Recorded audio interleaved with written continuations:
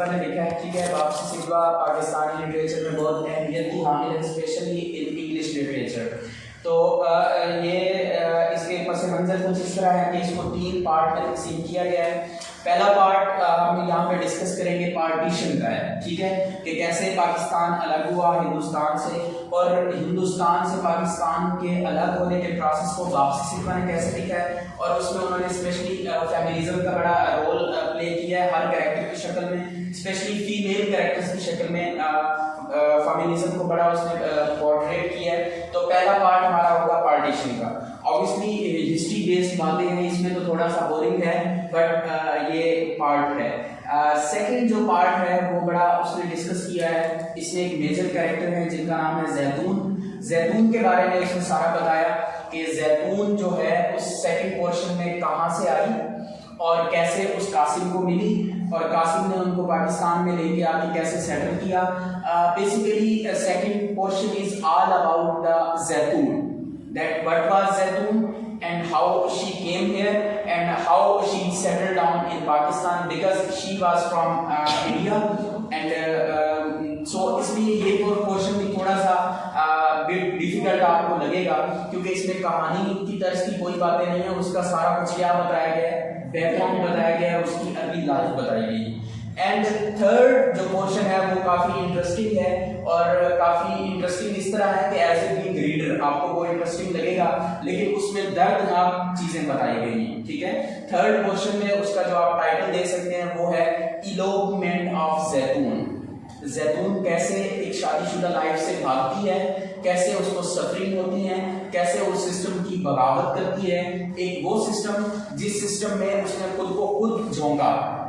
जब उसके बाप ने उससे पूछा कि तुम वहाँ उस मर्द से शादी करना चाहती हो, तो उसने खुद हाँ की। जब खुद हाँ कर दी, क्योंकि ऑब्वियसली उस बेचारे को पता नहीं था कि उसने कैसे वहाँ पे सेटल डाउन होना है। पहाड़ी आदमी था जिसके साथ शादी हुई, उसके बाप की विश थी कि उसकी शादी एक ऐसे बंदे के साथ की जाए, क्योंकि उसका बाप का जो बैकग्राउंड है वो थोड़ा सा इस तरह से है कि उसका बाप जो है वो पाकिस्तान के पथरीले इलाकों से था, रेगिस्तानी और पहाड़ी इलाकों से था।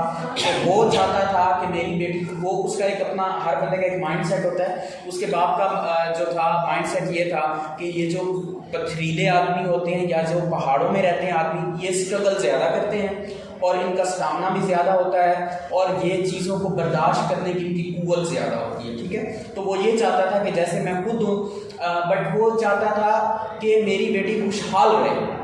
उसने अपनी बेटी से जब पूछा कि मैं तुम्हारी शादी फलां जगह पे करना चाहता हूँ, तो उसने ऑब्वियसली कुछ एट सम एक्सटेंट उसने कहा कि वो नहीं करना चाहती, लेकिन but at last she showed the willingness that she is willing to marry ना। बट उसको आखिरी पोर्शन में जो ज़्यादा दिखाया गया है वो दिखाया गया कि किस तरह उसने इलोपमेंट की। इलोपमेंट कहते हैं भागने को, ठीक है।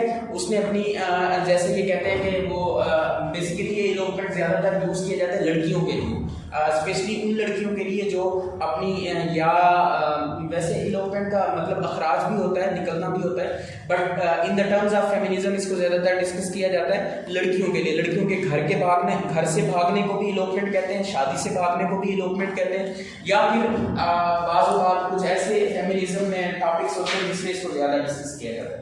Now you have got the 3 ideas of this novel. Now your concept is bit clear. Yes. Okay. हम कोशिश करते हैं कि इसका थोड़ा इस तमाम पोर्शंस को डिस्कस करके ताकि आपके कंसेप्ट क्लियर किए जाए और आपको प्रॉब्लम ना हो। नंबर 1 पॉइंट पे हमारा इसमें जो सबसे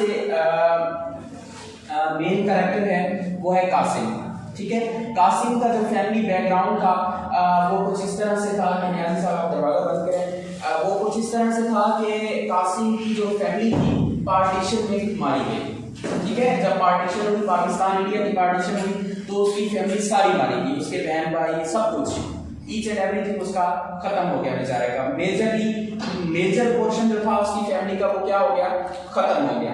तो वो क्या हो गया जनाब, पाकिस्तान मूव करता है, तो उसको जनाब इस पार्टीशन के बाद एक लड़की मिलती है, ठीक है। अब जो मेन कैरेक्टर हैं उनके आप लिस्टेशन बना लें। सबसे पहला मेन कैरेक्टर इसमें कौन है, कासिम, एंड नंबर 2 जो उसको बच्ची मिलती है जैतून। जैतून आपने इस नावल में बड़ा ज़हन में रखना है कि जैतून उसकी अपनी बेटी नहीं है, वो उसको मिलती है इस पार्टीशन के चक्कर में। जी, लेकिन ये जिसको हम डिस्कस करने जा रहे हैं ये कौन है, उसकी अपनी बेटी नहीं है, ये उसकी अडॉप्टेड है, ठीक है, उसने इसको अडॉप्ट किया। तो सबसे पहले इसकी कहानी कुछ इस तरह है कि कासिम ने सबसे पहले इसमें कुछ बातें वो डिस्कस की। उसने जैतून से क्या पूछा, उसकी फैमिली के बारे में पूछा कि तुम्हारी फैमिली कौन है, उनका नाम क्या है, तुम्हारा अपना नाम क्या है। और फिर उसने उसको क्या किया, उससे पूछा कि तुम यहाँ तक कैसे पहुंची, मतलब ईच एंड एवरीथिंग डिटेल्ड। मैं टेक्स्ट में आप पढ़ सकते हैं कि उन्होंने उसका ये जो मकालमा हुआ उसने उससे कौन कौन सी चीजें दरियाफ्त की, कि आप यहाँ पे कैसे आई, कि क्या फैमिली है, क्या सूरत हाल है। एनीहाउ एट द एंड वो कहाँ पहुंच जाते हैं, लाहौर पहुंच जाते हैं। कहाँ पहुंच जाते हैं, लाहौर वो सेटल डाउन हो जाते हैं। तो इसमें एक और आप कैरेक्टर की एंट्री होती है जिसका नाम होता है निका, ठीक है, निका। इसमें एक और कैरेक्टर है, आप इसको राइट डाउन कर सकते हैं बच्चे। नंबर 3 कैरेक्टर जो इसमें है वो निका है। नंबर 4 कैरेक्टर जो है वो इसमें मरियम है, ठीक है। निका की क्या होती है, मिसेस। ये नंबर 4 कैरेक्टर है। और ये इसमें इस फैमिली का जो सीरियन फीचर है, की पॉइंट है, ये मिडिल क्लास फैमिली होती है। आप इसको भी मेंशन कर सकते हैं कि इन दो घरानों की जो क्या कहते हैं उसको, फैमिली बैकग्राउंड था वो मिडिल क्लास फैमिली थी। तो उसके बाद जनाब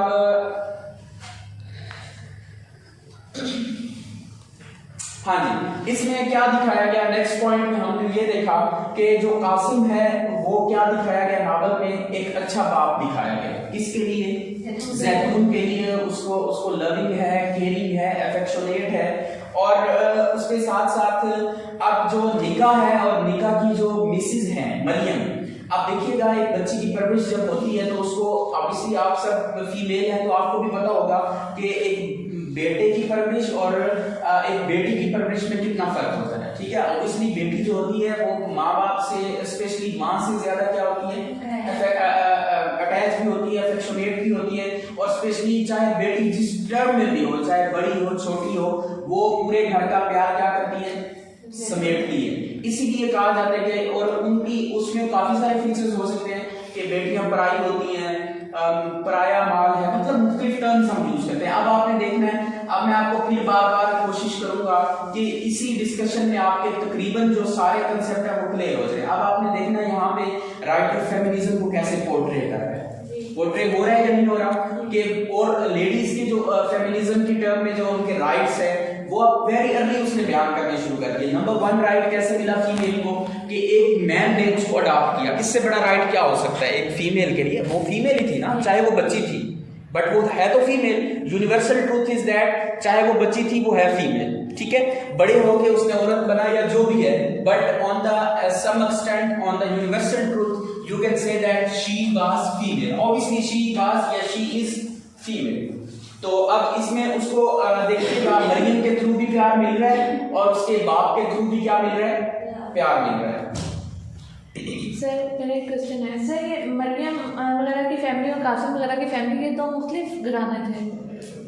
हाँ जी, तो सर मतलब होते हैं तो ये वहाँ पे एक जगह मिलते हैं। और जो निका होता है ये फिर कासिम से उधार मांगता है, जिसके यहाँ पर इनका फिर फैमिली जैसा रिलेशन बन जाता है। इसको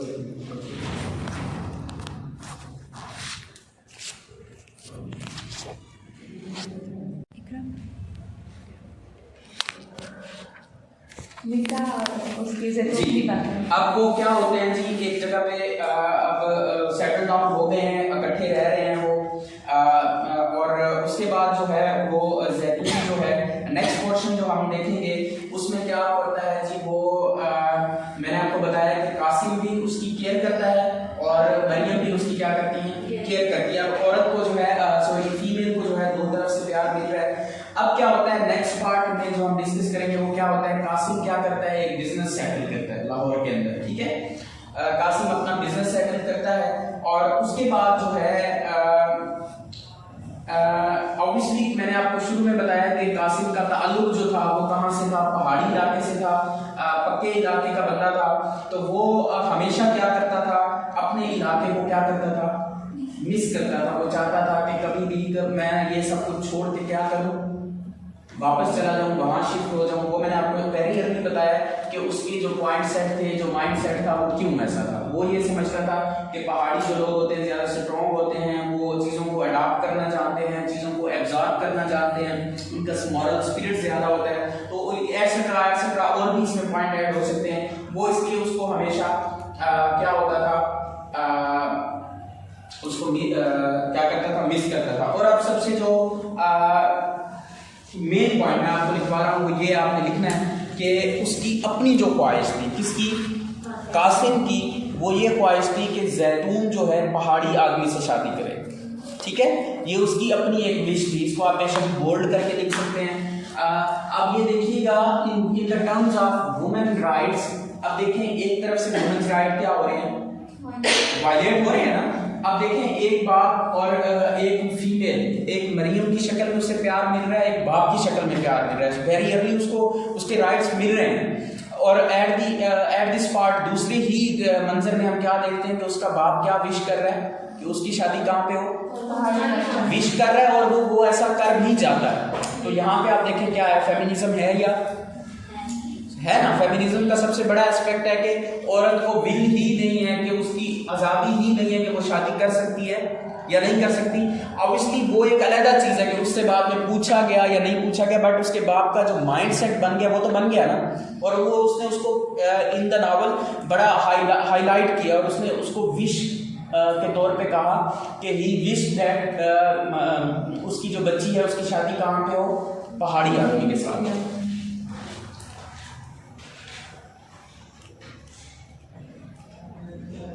हाँ जी, अब देखिएगा, अब नेक्स्ट पॉइंट फेमिनिज्म के साथ बड़ा रिलेट करता है। नेक्स्ट पॉइंट को आप बेशक लिख लीजिएगा। अब हमने जो पढ़ना है, जो मैंने पढ़ा, जो हमने इस नॉवल में बताया गया, वो ये बताया गया जो जैतून है बजाते खुद कैरेक्टर के तौर पे वो क्या है, होपलेस है। ठीक है, होपलेस है, ये पॉइंट आप लिख लीजिएगा। रोमांटिक है, होपलेस है, और वो बहुत ज्यादा प्यार करती है किससे, मोहब्बत, और मोहब्बत के किससे, कंसेप्ट से। अब देखिएगा 4 पॉइंट कौन कौन से, वो होपलेस है, रोमांटिक है, और उसके जो कंसेप्ट है वो लविंग है, और वो किससे प्यार करती है, मोहब्बत से। और वो चाहती है कि उसकी अपनी जो विल है कि वो इस प्यार मोहब्बत को समझे और इसी के मुताबिक क्या करे, अपनी जिंदगी बसर करे। मतलब अब ये देखिएगा, फीमेल की एक्सटर्नल विल एक और होती है, इंटरनल विल और होती है। एक्सटर्नल विल वो होती है जो वो सबके सामने शेयर कर रही होती है, अपनी फैमिली के साथ, फ्रेंड्स के साथ, क्लास फेलोज के साथ, बट एक अंदर ही अंदर उसकी अपनी विल होती है जो वो सोशल सर्कमस्टांसेस की वजह से ये 1 बजे बताएं क्या बात है, क्या बात है, वो सर क्लास में क्या वो बात नहीं। तो हम कहाँ पे थे, फीमेल जैतून होती है एक्सटर्नल। हाँ जी, हमारे यहाँ मुआशरे में भी आपने देखा होगा कि अब इसकी सबसे बड़ी मिसाल जो है वो मैं आपके साथ डिस्कस करता हूँ कि आपको जैसे कि मैंने बताया, रोमांटिक है, वो प्यार और मोहब्बत और उसके कंसेप्ट को बड़ा मानती है। Yes sir. और अगला नेक्स्ट पॉइंट जो हम डिस्कस करने जा रहे हैं उसमें वो बताता है, हमें राइटर बताती है कि instead of hopeless, romantic and loving the love and मोहब्बत एंड इट्स कंसेप्ट, वो क्या करती है, वो अपने बाप की विल के आगे राजी हो जाती है। राजी क्या हो जाती है, she agrees to his father for marriage. वो अपने बाप से क्या हो जाती है, राजी हो जाती है कि मेरा बाप जहां पे भी कहेगा मैं शादी करने के लिए तैयार हूं। अब 2 पिक्चर्स हैं आपके सामने। एक पिक्चर वो खुद क्या चाहती है, वो खुद कैसी है, मैंने आपको बताया, रोमांटिक है, होपलेस है, और लव और प्यार और इश्क और मोहब्बत में बड़ा वो इंटरेस्ट रखती है। इसके बावजूद भी वो क्या कर रही है, एग्री हो रही है ना। अब आप यहाँ पे देखें वो कितना बड़ा सेक्रीफाइस है या नहीं है, वुमेन्स राइट वायलेट हो रहे हैं या नहीं हो रहे। तो ये देखें आप कि बेसिकली मैंने आपको पहले ही बताया कि बाप से सिवा के जितने भी नावल हैं वो स्पोक्समैन है खुद फेमिनिज्म के बारे में। तो औरतों के हकूक को बड़ा अच्छे तरीके से पोर्ट्रे किया गया है।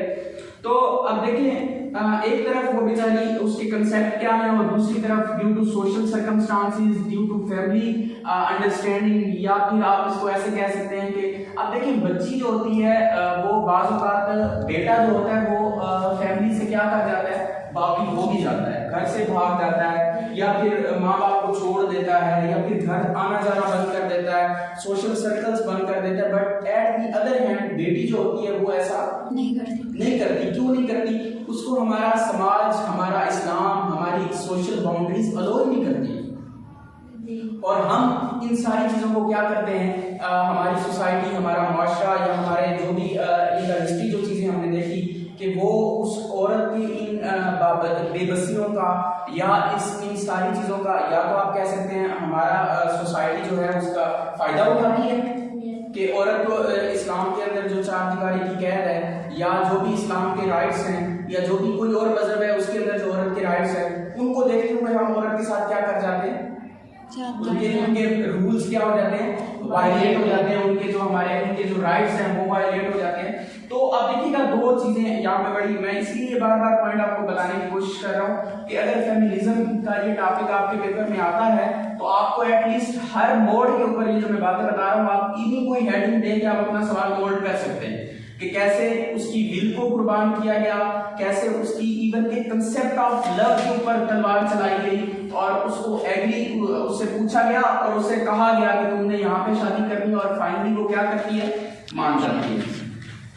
अब क्या होता है, उसका मानना होता है, और नेक्स्ट स्टेप में मैंने पढ़ा कि वो क्या करते हैं जनाब, Qasim move to that area, अपने पुराने अगाऊ अजदाद के एरिया में वो क्या कर जाता है, मूव कर जाता है विद फैमिली। और उसमें जनाब इसी सफर के दौरान जब वो मूव कर रहे होते हैं तो एक चेक पोस्ट का जिक्र किया गया है कि उनको रास्ते में क्या मिलती है, एक चेक पोस्ट आती है, आर्मी चेक पोस्ट, जहाँ पे ये आर्मी के ऑफिसर होते हैं। चेक पोस्ट आप समझते हैं क्या होती है, चेकिंग होती है। तो वहां पे उसको इस नावल में एक और कैरेक्टर को मुतारिफ करवाया जाता है, अमेरिकन लेडी है, क्या नाम है उसका, कैरोल, ठीक है। तो अब क्या है, हाँ जी, कैरोल जो है वो पाकिस्तानी बिजनेसमैन की क्या होती है, वाइफ होती है। अब देखिएगा बच्चे 2 कंसेप्ट है यहाँ पे, अब आप लिख सकते हैं। पहला कंसेप्ट क्या है कि कैरोल कहाँ से है, अमेरिका से, अब्रॉड है, और वो शादी किससे किए खड़ी है, पाकिस्तानी लड़के से जो उसकी जो भी जॉब है, बिजनेसमैन है जो भी है। और दूसरा कंसेप्ट हमारे पास क्या है कि दूसरा कंसेप्ट ये है कि जैतून जो कि प्यार भी करती है, मोहब्बत को भी मानती है, सब कुछ मानती है, और वो सब कुछ होने के बावजूद दूसरा कंसेप्ट हमारे सामने ये आ रहा है कि वो लाहौर जैसी सिटी को छोड़ के कहाँ जा रही है, बंजर से इलाके में, गांव टाइप या पहाड़ी इलाका भी कह सकते हैं, हिली एरियाज भी आप लिख सकते हैं, वहां पे क्या कर रही है, शिफ्ट कर रही है। अब देखिए 2 कंसेप्ट है। अब देखिए 2 कंसेप्ट कैसे हैं। एक औरत वो है जो पाकिस्तान के अंदर रह रही है, वो पाकिस्तान के एक अच्छे शहर से, हमारे यहाँ यही कंसेप्ट होता है ना कि हम देहात से शहर की तरफ मूव करते हैं, बच्चों की पढ़ाई के लिए करें या शादी के लिए करें या किसी भी टर्म में करें, हम हमेशा क्या करते हैं, इवन कि चाहे रखते हो जायदादें हो तो हम उनको क्या कर देते हैं, लोगों के जिम्मे लगा देते हैं, या जिस तरह वो क्या होता है, क्या कहते हैं उसको, मुजेरे टाइप जो लोग होते हैं उनके जिम्मे लगा देते हैं, बट हम मूव कर जाते हैं for our benefit improvements. But और वहां पे क्या हो रहा है, जैतून के साथ क्या हो रहा है, उसको एक लाहौर जैसे शहर से उठा के कहां पे मूव किया जा रहा है। अब आप इसको क्या कह सकते हैं, violation, that's the point. Next उसने हमें बताया कि जब वो मिलती हैं तो उन दोनों फीमेल जो हैं वो उस चेक पोस्ट पे जितनी भी देर वो रुकती है तो क्या होती है जी, उनके थॉट्स आपस में एक्सचेंज करती हैं, और उनके थॉट्स काफी सारे क्या होते हैं, सेम होते हैं। अब ये देखिए एक और चीज नहीं मिली कि एक औरत जो बाहर से पाकिस्तान में उसने शादी की, और एक औरत जो पाकिस्तान के अच्छे एरिया से रिमोट एरिया की तरफ जा रही है, तो उनके थॉट्स क्या हैं, बहुत ज्यादा सेम है। बेसिकली दैट्स द थिंग कि एक औरत जो बाहर से आई उसके भी थॉट्स एक जैसे, और एक औरत जो पाकिस्तान के अंदर रह रही है उसके भी थॉट्स एक जैसे। अब जी नेक्स्ट हमारा फेज है कि जैतून क्या हो जाती है, मैरिड। जो भी बंदा है, कैरेक्टर का नाम जो भी है, उसके साथ वो क्या कर जाती है, शादी हो जाती है उसकी। नेक्स्ट फेज हमारे पास ये आया, और अब वो बेचारी दिल ही दिल में, अब ये देखिएगा विश, विश किसे कहते हैं, ख्वाहिश। विश इंटरनल भी होती है, एक्सटर्नल भी होती है, मैं आपसे पहले डिस्कस कर दिया हूँ। अब जो एक्सटर्नल या इंटरनल, उसकी जो विशेष थी पहले वाली, वो तो गई ना, कि वो प्यार मोहब्बत में यकीन रखती थी, रोमांटिक थी, जो भी थी, वो तो अब उसका किस्सा खत्म हो गया। अब वो क्या कर रही है, अब एक और विश उसके पास आ रही है, वो दिल ही दिल में एक और। अब देखिए ना, हमारे यहाँ कितनी ख्वाहिशात के हम कातिल होते हैं नहीं होते, कि इवन कि हम मतलब अगर एक टर्म को आप देखें, एक अगर फॉर एग्जाम्पल शादी की मिसाल लें, ऑब्वियसली नावल ऐसा है तो मिसाल देनी पड़ेगी, कि हम अगर एक कपल है, वो विलिंग टू मैरी है, बट हम उनका एहसासात, फीलिंग्स, ख्वाहिशात, कितनी चीज़ों का कत्ल कर देते हैं due to our social circumstances, due to our circles, due to our family boundaries, due to our Islamic culture, या एक्सेट्रा एक्सेट्रा, आप कुछ भी उसमें उसके अंदर डिस्कस कर सकते हैं। तो अब ये देखें कि हम कितनी, इवन के हम इतने बड़े जल्लाद हैं, हमारी सोसाइटी इतनी बड़ी जल्लाद है, हम इंसान को तो मारते ही मारते हैं, हम इंसान की ख्वाहिशात का भी कत्ल करते हैं। डीप बात है, जरा समझें कि एक इंसान है, उसको मार दो, गया, खत्म, गला दबा दो, शूट कर दो, काट दो गला, खत्म ना, सांसें गई, इंसान गया। इंसान जिंदा है, रह रहा है, सांसें ले रहा है, और उसकी ख्वाहिशात क्या क्या काट दे। कितना पेनफुल है, मरने से ज्यादा पेनफुल है ख्वाहिशात का मर जाना, या ख्वाहिशात की इंसान की ख्वाहिशात जब कत्ल होती हैं, तो वो इंसान को मरने से ज्यादा क्या होता है, पेनफुल होता है एक एक पल उसके लिए, कि जब वो अपनी आंखों के सामने अपनी ख्वाहिशात को मरता हुआ देख रहा हो। अब देखिए इसमें दो एस्पेक्ट हैं, ज़हन में रखिएगा। एक ख्वाहिशात वो है जो उसने दिल ही दिल में रखी हुई है, एक ख्वाहिशात वो है जो उसने जाहिर की हुई है, और दिल ही दिल में रखी हुई ख्वाहिशात का कत्ल होना बहुत बड़ा जुर्म है।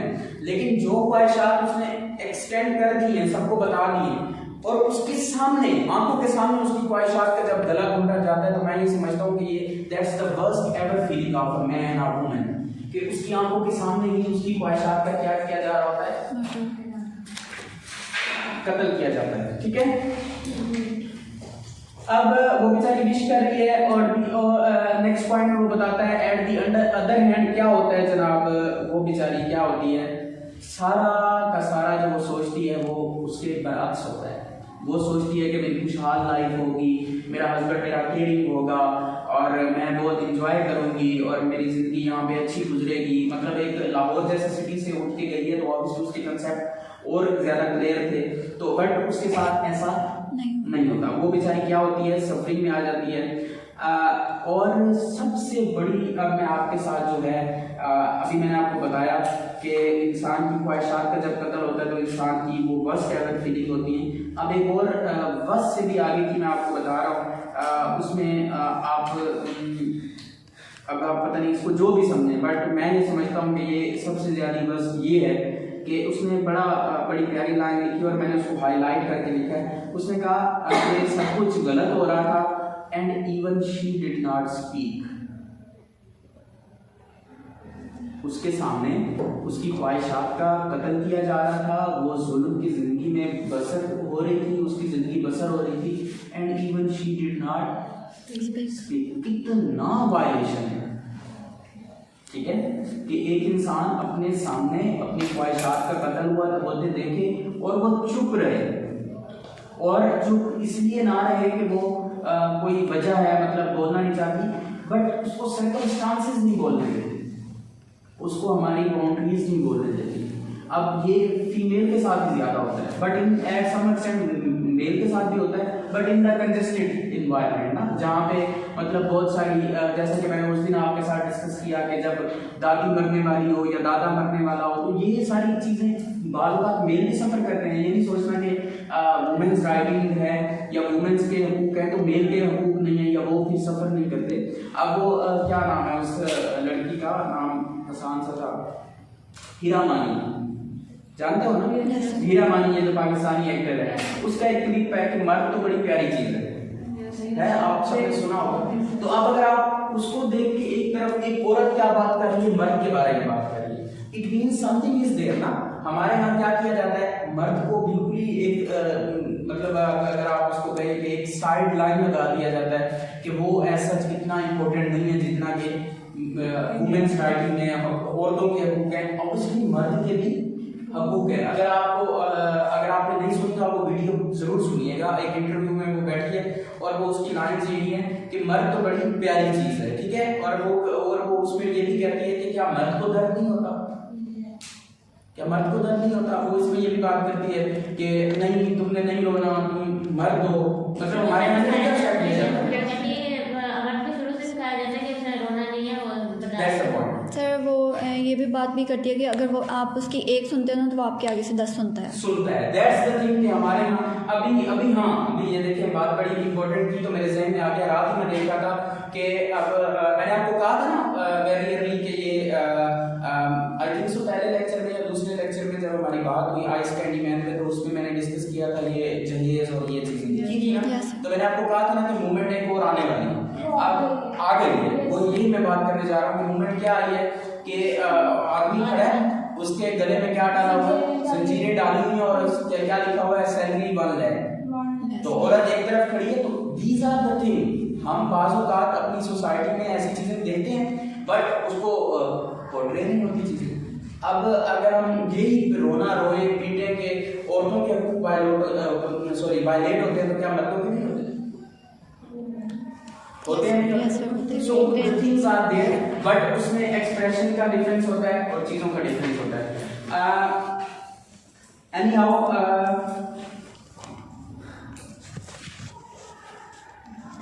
और एक और बात, नेक्स्ट पॉइंट उसने जो राइटर ने लिखा मैंने वैसे ही सेम लिखा कि उसने कहा उसको क्या बताया गया, उसको क्या सिखाया गया। एक तो वो बोल नहीं सकती थी, उसके सामने उसकी ख्वाहिशात का कत्ल हो रहा था और वो उसके ज़हन में एक ही बात डाली गई कि तुम्हारी शादी हो गई है and now you just have to serve. You may write these lines as I have pronunciate, you just have to serve. लिखे दो ना, you just have to serve. So देखिए ये कितना एक कंसेप्चुअल उसको बना दिया गया कि तुम्हारी शादी होगी और तुमने सिर्फ क्या करना है, खाना पकाना है, कपड़े धोने हैं, बर्तन मांजने हैं, घर के काम काज करने हैं, बच्चे पैदा करने हैं, उनकी देखभाल करनी है, दैट्स इट। इवन के तुम्हें बोलने का भी हक नहीं है, कहाँ पे तुम्हारी राय का कोई हक नहीं है, तुमने नहीं बोलना, नहीं बताना क्या हो रहा है क्या नहीं हो रहा, just you have to serve. अब इतना सब कुछ होने के बावजूद अब देखिएगा बच्चे, आई थिंक सो मेरी समझ आ रही है सबको? Yes sir. तो अब ना देखिए एक चीज को आप कितना पिनलाइज करेंगे, कितना कर सकते हैं इंसान को दूसरा इंसान कितना पिनलाइज कर सकता है, चाहे वो इश्क हो, चाहे मोहब्बत हो, चाहे वो फीलिंग्स हो, चाहे इमोशंस हो, लव हो, जो भी हो। लेकिन एक ऐसा टाइम आता है जहाँ पे इंसान क्या करता है, वो खुद ही खुद में जो है वो क्या करने लग जाता है, वो उससे निकलने की सोचता है या वो चाहता है कि बस नाउ दैट्स द एंड। चाहे कोई रिलेशनशिप की मिसाल ले, चाहे कोई जितना बड़ा ही आशिक प्रेमी का जो भी हो, लेकिन एक वक्त ऐसा आता है कि वो समझते हैं कि now that's the time to और just to have to break down ना। सो अब वो बेचारी सब कुछ सहती रही, अपने बाप की इज्जत को भी देखती रही, अपनी बाप की ख्वाहिशात को भी देखती रही कि उसका बाप चाहता था कि वो पहाड़ी औरत मर्द से शादी करे। उसने सब कुछ किया, अपनी ख्वाहिशात को कुर्बान किया और उसके बाद उसके साथ जुल्म किया गया, उसको बोलने की भी इजाजत नहीं थी और फाइनली वो क्या करती है, शी डिसाइडेड टू इलोप। उसने फैसला कर दिया कि वो क्या करेगी, भागेगी। मैंने आपको 3 कंसेप्ट बताए थे, 3 पार्ट बताए थे, पहला दूसरा और तीसरा पार्ट शुरू होने वाला कि उसने क्या किया, शी डिसाइडेड टू इलोप। अब उसके लिए बड़ा ही जो था वो उसमें हमें राइटर बता रही है कि वो रिमोट एरियाज थे, पहाड़ी इलाके थे, तो वहाँ के ट्रेडिशंस भी मुख्तलिफ थे, वहाँ के रूल्स एंड रेगुलेशंस भी बड़े ही टफ किस्म के थे। अगर खुदा न खास्ता अगर कोई ऐसा औरत करती थी तो उसके साथ बहुत बुरा सलूक किया जाता, उनको मार दिया जाता, हैंग कर दिया जाता। तो अब उसके साथ ये सारा कुछ देखने के बाद वो क्या करती है, अब इसमें बड़ी हर्डल्स हैं, मेरे पास अल्फाज नहीं कि वो कैसे भागी और कैसे, ये आप खुद देखेंगे और खुद बड़ा पेनफुल था एनी और बट वो उसने क्या किया, शी डिसाइडेड टू इलोप। और उसके ज़हन में अब क्या है, उसको पता भी है अगर मैं यहाँ से भागी तो सामने मौत है, अगर मैं पकड़ी गई तब भी मौत है, अगर मैं यहाँ से भाग के चली भी गई फिर मुझे पकड़ा गया तब भी मौत है। अब उसके ज़हन में क्या है, मौत खड़ी है, लेकिन फिर भी वो फैसला क्या करती है, बस। अब देखिए पेनलाइज का मैंने जैसे आपको बताया एक टाइम होता है, एक पीरियड होता है, आप कितना एक इंसान को पेनलाइज करें, ठीक है। जब चीजें हद से बढ़ जाती हैं तो इंसान क्या करता है, खुद को वहां से फ्री करना चाहता है। So she finally eloped. अब उस इलोपमेंट में उसने काफी सारी हर्डल्स बताई, she faced a lot of troubles, problems. अब वो क्या ट्रबल्स थी, क्या प्रॉब्लम्स थी, आप टेक्स्ट में देखेंगे इसको मजीद डिटेल से कि वो कैसे भागी और कैसे उसने जनाब खुद को सर्वाइवल के जुमरे में लेके आई, एंड पे क्या हुआ, कंक्लूजन क्या निकला। तो यहाँ पे हमारा नावल खत्म होता है। बट इसमें मैंने आपको वेरी अर्ली बता दी थी पॉइंट्स कि first and second parts are very boring according to writer ना, मतलब अकॉर्डिंग टू अ रीडर, मतलब मेरी अपनी मतलब एक परसेप्शन हो सकती है या जहाँ से मैंने सुना है उसकी परसेप्शन हो सकती है कि हो सकता है आपको ऐसा ना लगे, दैट्स राइट और रॉन्ग। हो सकता है आपको पहला और दूसरा इंटरेस्टिंग लगता हो, तीसरा क्योंकि जुल्म किया गया तो आप उसको बोरिंग समझते हो, दैट्स अप टू यू। तो इसमें वो आगे बताता है कि जो हमारा लास्ट पार्ट है वो वेरी इंटरेस्टिंग है, उसमें काफ़ी सारी चीज़ें डिस्कस की गई हैं। तो वो रीडर की इन्फ्लुएंस भी है उसमें, राइटर की इन्फ्लुएंस भी है।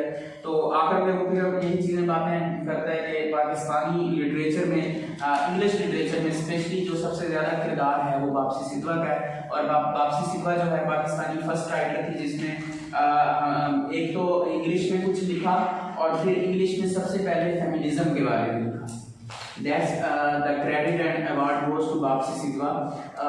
एक पाकिस्तानी राइटर होने के नाते ये उसको अवार्ड जाता है।